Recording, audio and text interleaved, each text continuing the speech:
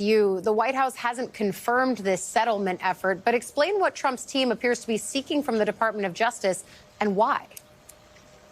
Good morning, Ali. Well, we've confirmed this settlement effort at MSNBC, if not the actual number of the damages that they're seeking. They've made some claims, two separate claims, one involving the Russia investigation and one involving the Mar-a-Lago investigation.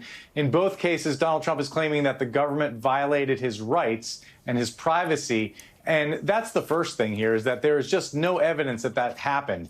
Both of these investigations were properly predicated. They've been reviewed by independent fact finders, and they've been found to have been carried out properly. And in the case of Mar-a-Lago, Judge Eileen Cannon, who ruled in favor of Donald Trump on some very controversial issues, never ruled that the search of his Mar-a-Lago compound was improper or violated his rights. So that's number one. There's just no evidence to support these claims. The other issue, of course, is who's going to decide whether the claim should be paid out and how much. By Justice Department regulation, it's the Deputy Attorney General, who's Todd Blanche, who represented Donald Trump in the Mar-a-Lago case and other criminal cases, and then the head of the Civil Division, Stanley Woodward, who represented one of his co-defendants in Mar-a-Lago. But of course, Donald Trump is making clear in some new comments that they're not really the deciders here. He's the decider. Take a listen. I don't know what the numbers are. I don't even talk to them about it. All I know is that they would owe me a lot of money, but I'm not looking for money. I'd give it to charity or something. It's interesting because I'm the one that makes the decision, right? And, you know, that decision would have to go across my desk. And it's awfully strange to make a decision where I'm paying myself. In other words, did you ever have one of those cases where you have to decide how much you're paying yourself in damages? But I was damaged very greatly, and any money that I would get, I would give to charity. This whole episode just underscores how the idea that the U.S. government can engage in independent fact-finding and do things separate from what Donald Trump wants appears to be a very tenuous idea, if not out the window at this moment, Ali. I think that's exactly right, Ken. But Barrett, even though the White House isn't confirming this outright, yes, Ken is right that our teams have confirmed large parts of it. But then you've also got the president talking there, saying it's a decision where I'm paying myself. He also then says, I don't need the money. But if it's not about the money, then what's it about? I mean, I think this is very clearly about President Trump wanting some sort of retribution for what he claims were, witch hunts against him that really haunted his entire first administration. We've seen this not only with these administrative proceedings that are really precursors to lawsuits, but in the indictments that we've seen of people like James Comey, who he holds personally responsible for being one of the people that started these investigations. I think these, proceedings show us a few things. The first is what a terrible idea ethically it is to have your former personal defense attorneys acting as members of your administration now. I mean, the fact that Todd Blanche could be asked to decide a motion like this after previously representing the president in these very proceedings, I mean, there's just no way ethically that he could do that with a straight face. So this, more than anything, exemplifies that very clear conflict of interest. So, Anna, I will ask you about your text messages in a few minutes, but first I want to get you on this topic. The idea, as both Barrett and Ken have laid out for us, of all of the competing cross-currents here, but typically, let's say on Earth B, if we're living in a vacuum, it's very hard to successfully sue the DOJ, right? So is there any merit to Trump's argument, and would he be owed restitution, put aside all of the different competing cross-currents and reasons that people should be recused from this? No, look, I mean, you're right that it is incredibly hard to sue the Justice Department for a number of reasons to get restitution for this type of thing. I mean, there are people who will spend decades in prison and then be released because there's some type of exculpatory evidence that is found or for other reasons. And then, they're not able to receive restitution, much less for all the reasons that Ken already explained, the fact that these investigations were properly predicated. I covered these cases. I know the facts very well and the background of these investigations. Even Judge Eileen Cannon, it wasn't that she dismissed Trump's case related to classified documents because of any kind of, prosecutorial misconduct or that kind of thing. It was a very technical appointments clause issue. So, I think that it's going to be be very, very difficult here. Although, you know, of course, as you have pointed out, there's these questions around the people who are making these types of decisions of who can get a settlement. And it raises all kinds of conflict of interest questions because those individuals may very well be the president's former defense attorneys. Yeah, Barrett, we were just asking Anna to live on Earth B, where all of this is happening in a vacuum. But let's get squarely back to Earth A, where we are right now. If the Trump DOJ does approve a Trump settlement like this, what are the ways or the legal avenues to even challenge it? Do those exist? They may not exist. I mean, the biggest check on this may be some sort of a political check. Remember, any money that is given out in a payment for this, you know, comes directly from taxpayers. So there's not a specific fund that's put away for this. This comes from taxpayer money. And so there may well be political ramifications. Now, could groups try to file motions in court stopping this? Absolutely. But ultimately, you know, the power to make these decisions lays very squarely within the Justice Department and within two individuals, as Ken said, Todd Blanche and also Stanley Woodward. So I don't know, aside from the, you know, very clear ethics issue, I don't know that there would be so much legal recourse. However, one would think there would be at least a little bit of political blowback from this.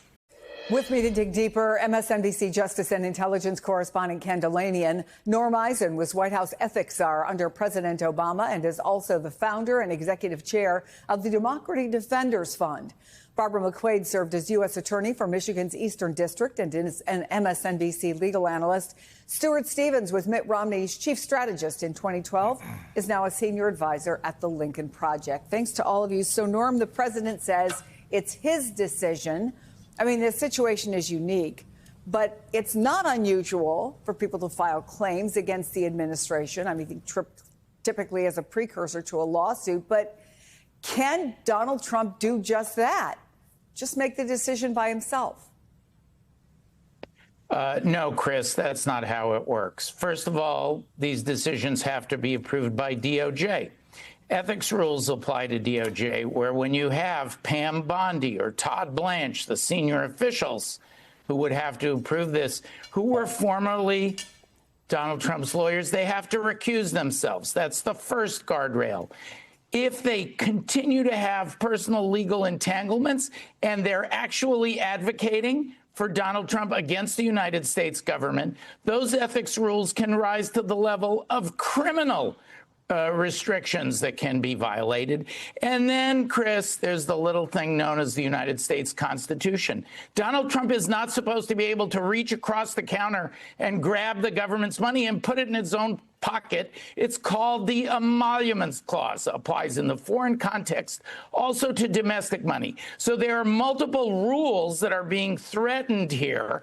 And at Democracy Defenders Fund, we have over 200 cases and matters against Donald Trump. If he tries this, it'll be 201. So you raised so many questions with what you just said, but let me ask you specifically about saying that Todd Blanche or Pam Bondi would have to recuse themselves. If they didn't, then what? Who would take action against them? Chris, when we've seen behavior from others that raise issues of illegality, there are places where you can file those complaints. So if Todd Blanche and Pam Bondi break the ethical rules, you can go to the state bars of which they're a member, the Department of Justice, Office of the Inspector General, the Office of Professional Responsibility. These are not small duties, and it could also be the subject of a larger piece of litigation if this heist of $230 million actually happens. There are multiple avenues. And then, of course, there's congressional oversight as well. All right. So, Ken, let's back up for a minute and lay out exactly what the president is saying about why he thinks he's owed nearly $250 million of taxpayer money. Chris, I've been talking to current and former DOJ officials about this and looking at the relevant laws and regulations. So first of all, these claims go back to the Biden administration. There's one about the Russia investigation where Donald Trump claims that his rights were violated because of that investigation. And there's a separate one about the Mar-a-Lago search of his property and that investigation into his mishandling of classified documents, where he says his rights and privacy were violated in that case. The important thing to know is that both of those cases were exhaustively looked at by independent fact finders. In the Mueller case, a special counsel, and there was nothing of the kind found. There was no finding that Donald Trump's rights were violated or that anything inappropriate was done in those cases. And in fact, in the Mar-a-Lago case, the judge, Eileen Cannon, who made some very controversial rulings in Donald Trump's favor, nonetheless upheld the legality of that search and rejected Donald Trump's claims that the search was illegal or his rights were violated or the FBI acted improperly. So that's number one. If the Justice Department makes a finding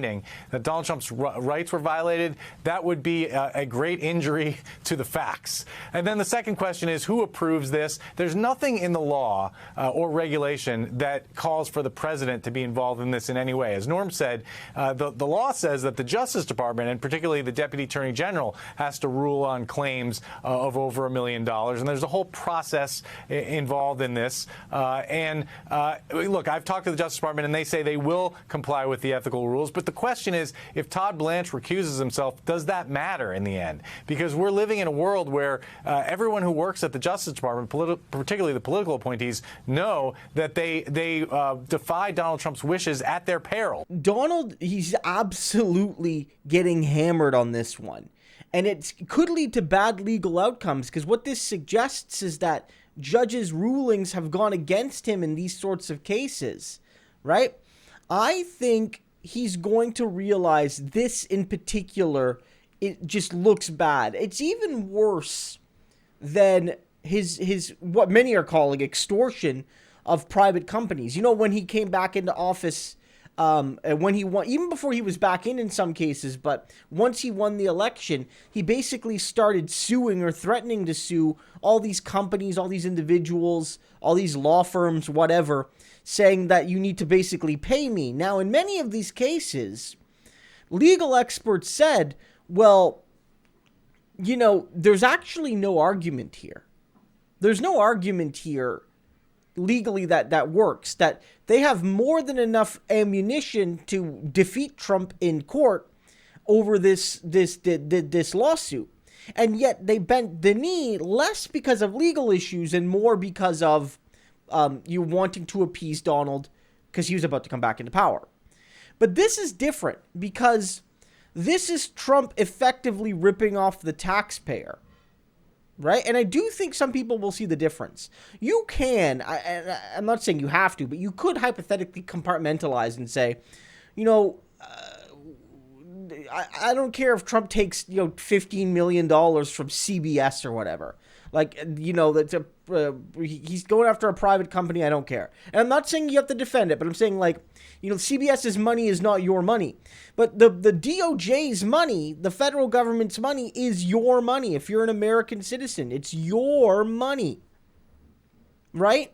So while Donald Trump is cutting taxes for the billionaire class, cutting them by trillions if you add them up over the years and decades, and you're losing healthcare, you're losing basic services, and then on top of that, he's tipping his tiny little fingers in the piggy bank to grab another cool 230 mil for himself.